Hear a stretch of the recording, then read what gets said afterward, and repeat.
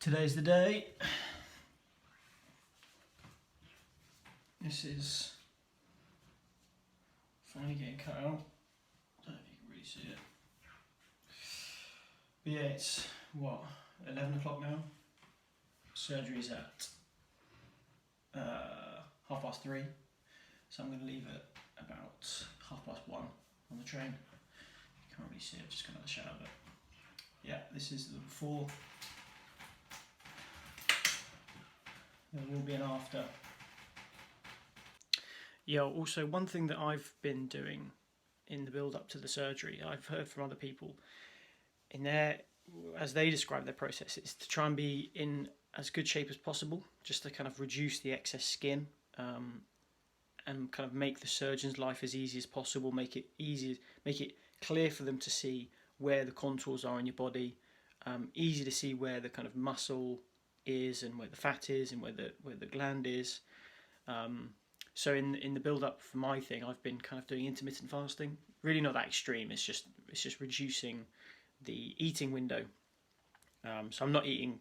It wasn't particularly militant, but I was often skipping breakfast and lunch, and just eating a fucking massive dinner, or just from a period onwards in the evening, I just eat loads of food, and you get really used to it. In breakfast and lunch, you can I can suppress that hunger quite easily with coffee and tea and water, and I feel it's kind of got me in all right shape. It's really not. I'm not fucking Mr. Olympia right now, but I'm just quite lean, and I think it makes me feel confident going into the surgery, knowing that the surgeon is going to know exactly what he's looking at, know exactly what my body shape is, know exactly where the gland is.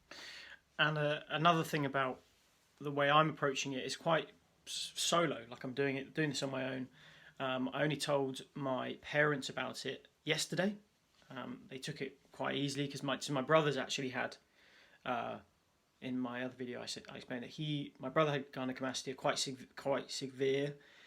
So he had surgery. They knew he had surgery. They didn't know I'd booked this. There was a bit of conversation about where it's come from and genetics and environment and all that, but they were fine with it. And I explained that I'm going to do this on my own. I'm going to take the train on my own. It's under local anaesthetic. The surgeon explicitly said you can leave after. He was describing other cases of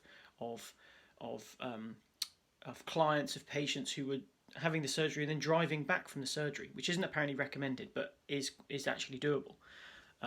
So I'm going to get a train on my own, go through the surgery on my own, come out and get trained back on my own. It's all just, it's been such a kind of personal thing for so long. I almost feel I need to do this on my own, and thankfully the medical side of it allows it. It's just local anaesthetic. The surgeon said, yeah, you can totally travel on your own. So yeah, this is kind of like a personal voyage. This is a personal quest of healing and of addressing something that's kind of been with me for a long time. So my dad, for example, was actually offering to drive me there, and I said no. I mean, it'd be more convenient for me to do that, but I need to do this on my own. I need to face this on my own, deal with this on my own. I've paid for this on my own, of course. Yeah, so this is a solo journey. This is a solo quest. This is a personal thing of closing one chapter of my life and kicking open the door for another.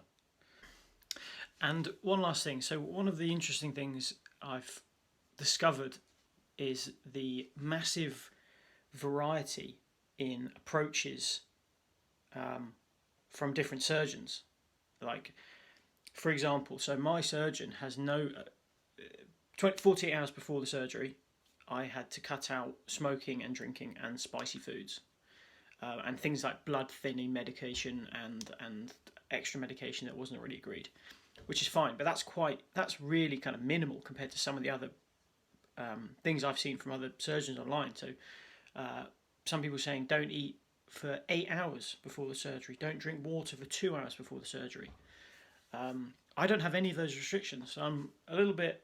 I'm trusting the process. I'm going to eat some food now, but that was one thing I've noticed. I was just checking the information pack my surgeon sent me, or the kind of emails I was getting from him, to see if there's anything about food, and because I'm quite hungry, and I was like, do I eat food before the surgery?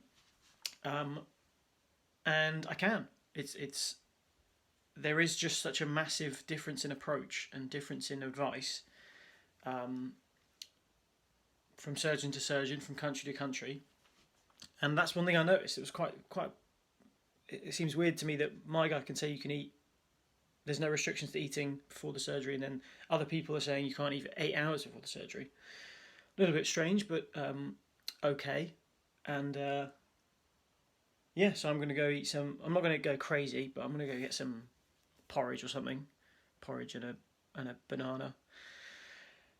And yeah, then I'm get changed in a bit.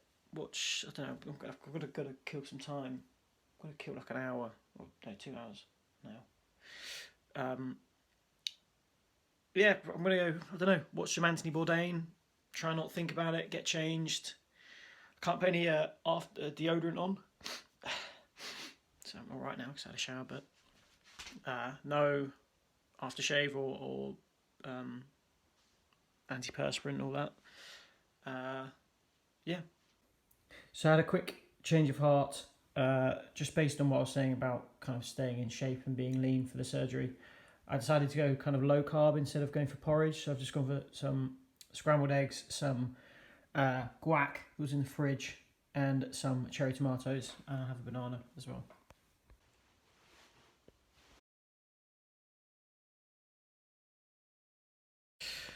Okay, in the surgery now. Just got my gown on, taking some antibiotics and some painkillers to kind of help with the local anaesthetic. Yeah, signed some last minute things, just signing off that I know what's happening. And yeah, I've got my funky Crocs on, and I'm just waiting now. I'm going to wait until the painkillers and antibiotics kind of start to kick in, and then go time. Success. That was a very surreal experience. Now I've got my bandage. This is all. There's loads of shit under here. Yeah, just finished getting changed now. Gonna speak to the consultant again once I'm changed. It's happened. The chapter has begun.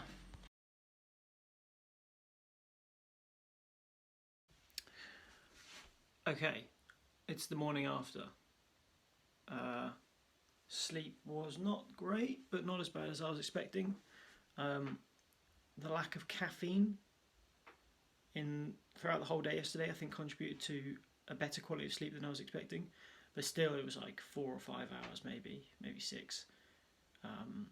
Because it is quite tight. My chest is it's a weird feeling. It's really tight. Of course, the compression things contributed a lot, but it's kind of like tight pain. Not painful, but just like this dull, achy pain across my whole chest. And I was sleeping kind of like at that angle, so like my head was up here, or like my upper half was kind of propped up a little bit. I had some pillows underneath me to kind of help prevent any swelling. This is what I'm wearing. I don't want to take my hoodie off, but it's just like a compression thing. Lots of kind of bandages and layers of bandages underneath here. I can still feel it's very, very tight. Yeah, and so the recovery begins. I've had a paracetamol and some kind of green vegetable. It's like super greens shake and a banana and some water. And yeah, I'm just going to kind of take it slow, working from my desk today. I feel fine. The train home yesterday after the surgery was fine. Bit slow, bit stiff. Like I was kind of, I didn't want to bump into anyone, but 100% lucid and sober and capable to do it. And yeah, so it begins 6 weeks of recovery, and I will keep an eye on it, and I'll keep you posted. I'll keep you posted on my recovery. So all good so far.